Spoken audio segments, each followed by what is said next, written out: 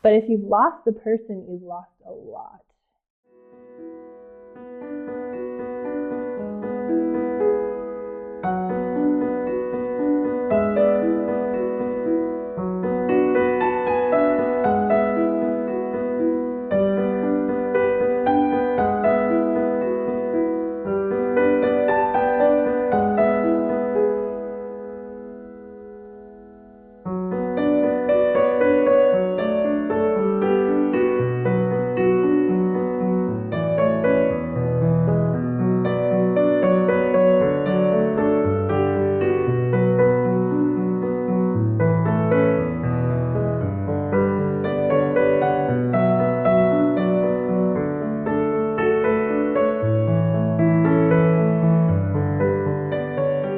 Thank you for giving me an audience, and also thank you for the work that you do. We need you. Apologetics is important, even though a lot of people don't think it's important. My hope for this short talk is just that I will in some way encourage everyone here to continue the good work in apologetics.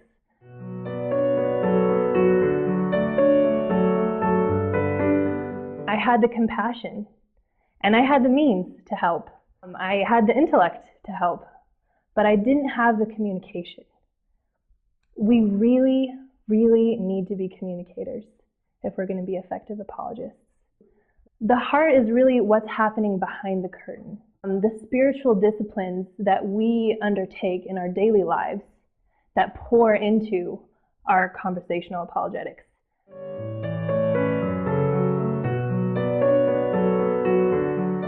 I think if you're getting aggravated in a conversation and you feel yourself that anger rising, it's okay to take a step back, start saying, you know what, let's meet again another time. I think that when we're training for a physical fight, I studied Kung Fu, and so while I was in China, and he was very, very careful with emotions and always teaching me, if you are angry, you do not fight. You do not. You wait until you're in control of your emotions. I really believe it's the same when we're engaging in a debate. Don't fight angry. Just keep yourself in check.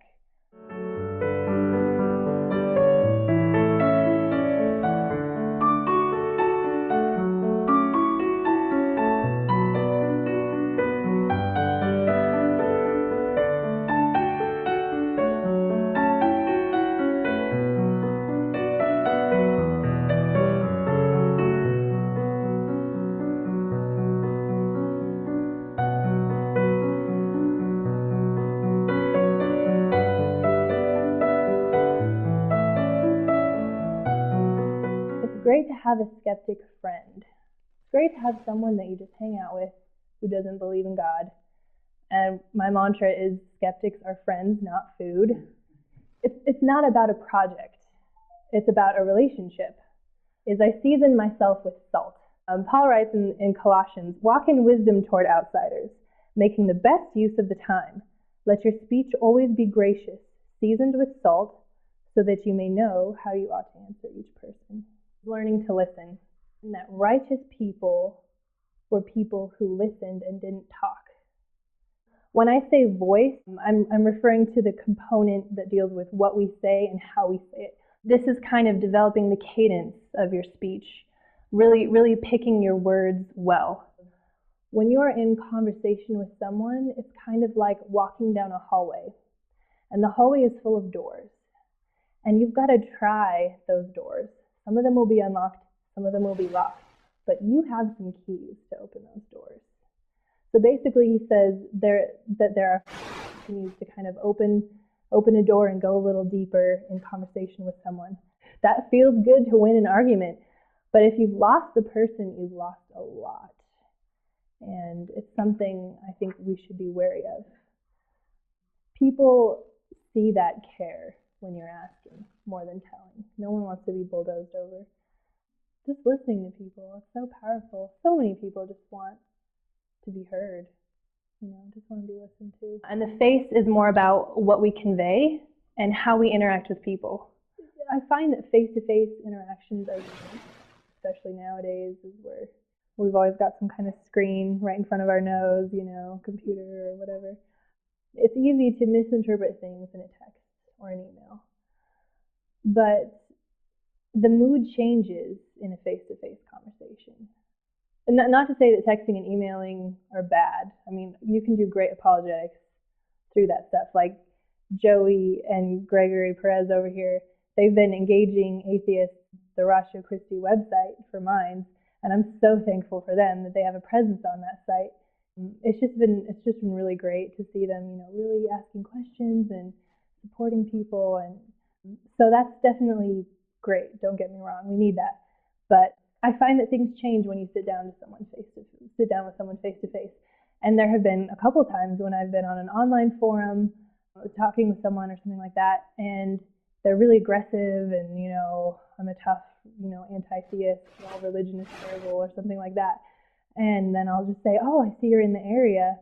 Would you like to go get a coffee sometime? I'd love to hear more about your views. And the minute you sit down, everything changes. It's so funny.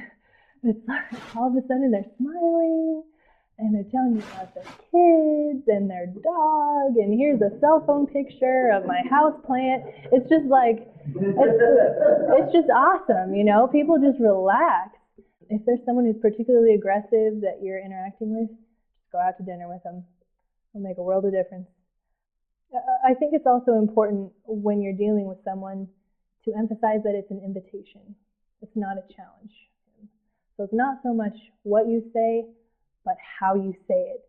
And again, going back to winning the person and not the argument, just being engaging and winsome in order to connect. Ravi Zacharias says, communication requires words and concepts that do not create gaps, but build bridges.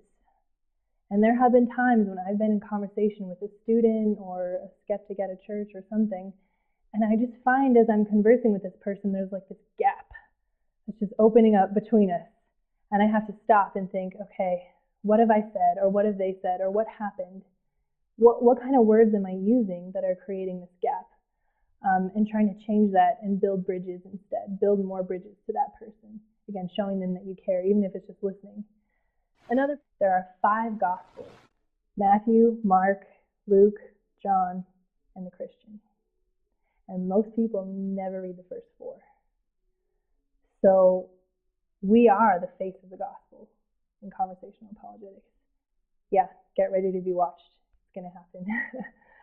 Paul, after he had been flogged and imprisoned and shipwrecked and all of these things, he says this in 1 Corinthians 9:12, we endure anything rather than put an obstacle in the way of Christ.